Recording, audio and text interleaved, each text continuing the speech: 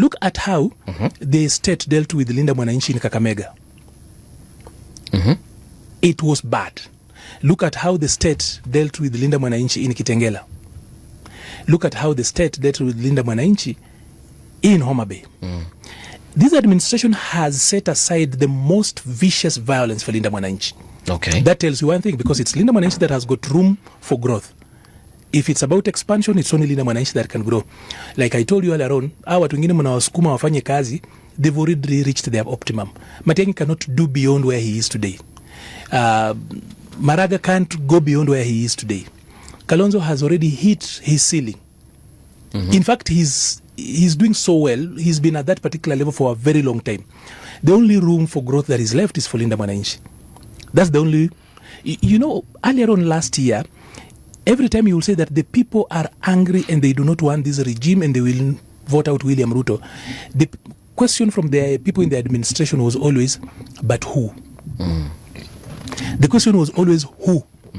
Nani anaweza toa William Ruto? Today, they cannot ask you that question with the same bravado they were asking last year, because that question has already substantively been answered in the presence of Linda Mwananchi. Okay. Within Linda Mwananchi. And by the way, it's not just about Sifuna. If anything happened today and there is no Sifuna today, Linda Mwananchi is a full magazine that if you dispense one bullet, there is a ready and available round that gets into the chamber. It's so much that we even don't know what to do with that particular team. There is potential exponentially within Linda Mwananchi. So it's not just about Sisi ni Sifuna. It's much more than that. Every person in that particular team, from veterans, from like Jimmy, for example, one of the reasons why you find a government that is so irritable as this one is because of the insistence to adhere to the rule of law, to adhere to systems, to adhere to governance, as it were. So, if you don't want to do things the right way, we will take you to court. If you don't want to do things the right way, we will go to the streets. If you don't want to do things the right way, we will come to your office. Yes. If you do not want to do things the way is actually stated, we will write about it and you will get very angry. Yeah? So we will talk about it the way we are doing now. And that actually makes people who do not want to follow, or rather adhere to the set of rules that we've given ourselves. Okay. You know, like when you talk about the oath of office, one thing is constant: to uphold the Constitution, protect the Constitution. So why is, because that is our governing contract. It's the manual. That is the manual, as in whatever you want to do. Yeah. Thank you for convincing us that you want to do this for us. Yes. Now this is the way to do it. This is the manual of operations. So whether you're an MCA, is the standard operating procedure. The manual is that. So it doesn't matter whether you are an MCA. It doesn't matter whatever you want to do. Yeah. You will do it, because this is how we as a people agreed to be governed. You do not go out of that.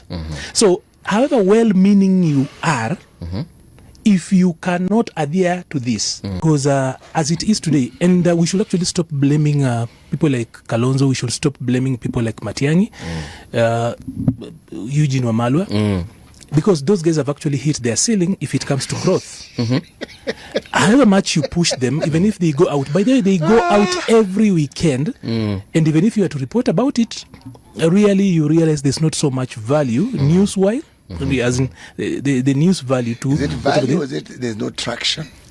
Okay, they are not attacked like Linda Mwananchi is attacked. So, no, I'm just saying, so today, and that's why I told you, Linda Mwananchi is bigger than a political party. So do not ask us about a political party, because Linda Mwananchi is a coalition of political parties. Okay. Eventually, probably at least 4. 2, Linda Mwananchi is bigger than a coalition. If you are, because today, Linda Mwananchi is the only formation that has got room for growth going forward. The 18 to 20% undecided are all Linda Mwananchi material. The formation that can actually claw and take into the other people that have been holding fort in different sectors of the country politically, it's only Linda Mwananchi that can actually take. So it's Linda Mwananchi that can grow. Stop asking Matiang'i to do more, because even if he did more, he's actually hit the ceiling. That's as much as he can go. Even if you were to ask Kalonzo to actually do much, there is nothing new Kalonzo is going to do. The only formation that has got capacity and room for growth is Linda Mwananchi. Okay. DCP has hit its ceiling. They can't go beyond that. So for purposes of consolidating the opposition, it's better you guys focus on just giving Linda Mwananchi all the attention it requires and all the support it requires. By the way, also remember to send us money on that particular pay bill. Yeah, tupatie bill, tutapata pesa mtapata, ina shida. So, and we are not discriminating 10 bob, 70 bob, whatever you send and support Linda Mwananchi. So haba na haba ujaza kibaba. Yeah. Today, let's talk about our situation. And I want to insist that Kenya does not have a goon problem. What we have is a goon government. We really need to be so clear that we do not have a goon problem as a country. What we have is a government of goons, from the top to the very bottom, or rather from the bottom to the top. And you know, it's not just goons the way the political goons as you are saying. Look at the administrative goons. Look at the governance, the chaos in how they are running government. Look at State House today. A man built a whole new State House without ever doing any proper the way we want.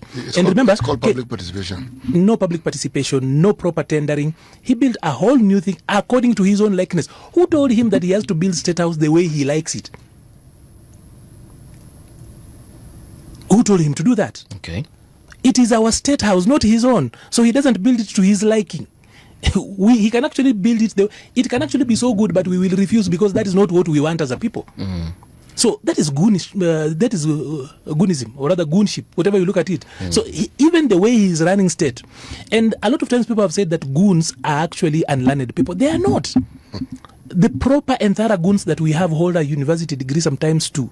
They are educated people. They are college going. Because if you actually want to get where goons are proper, it's actually in college. A lot of the nursery of goons. So that's where they're manufactured.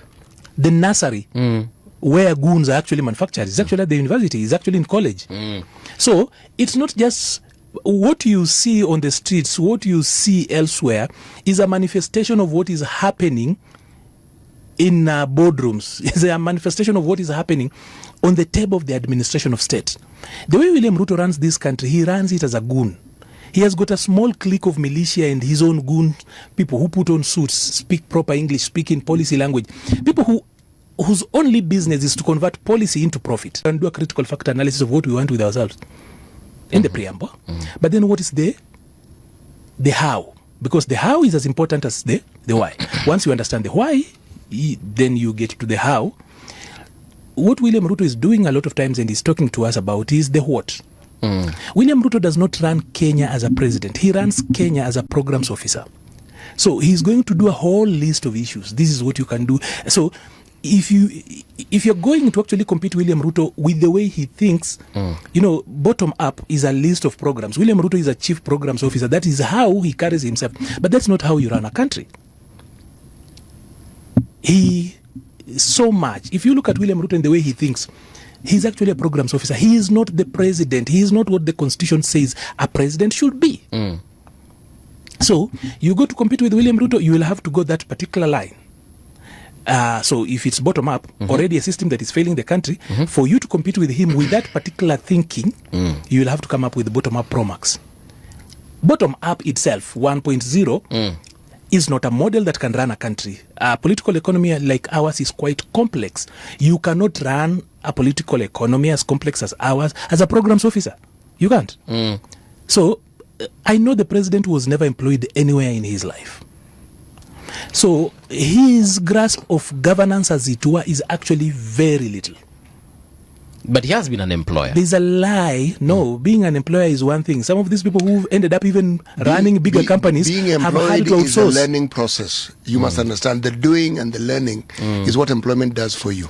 You see, some of these guys who have come up with, even with bigger businesses, they have had to outsource the management of businesses entirely to people who can run it. You read that with Zuckerberg. Zuckerberg does not run the HR function of Meta.